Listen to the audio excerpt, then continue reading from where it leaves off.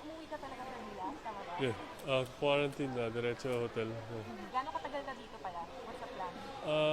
Hanggang after ng OQT. Hanggang after ng OPT. Yeah, tapos pupunta na akong Australia. Hindi ko alam kung sure ka makakahabol for flight kasi di ba quarantine 14 days. So parang anong expectations mo sa OPT ka na makakasama? Ah, ako, depende na sa ano kung may mababago pa, pero ako kahit anong mangyari, stay ready pa rin ako na maglaro sa kahit kailan pa yan na nandito ako sa Pilipinas.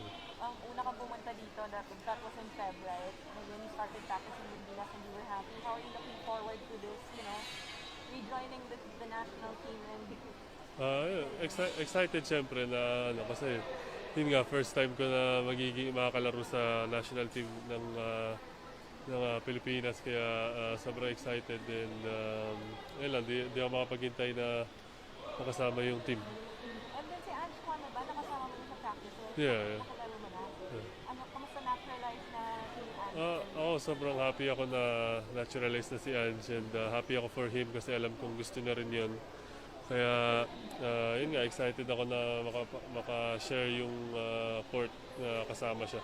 What do you want to tell the fans? Itong June na to, maraming basketball action for the Philippines and the Sabi ko sa mga basketball fans ay tuloy ang suporta para sa team Pilipinas, dahil alam ko na lahat sa team ay nagsisikap and nag-work hard para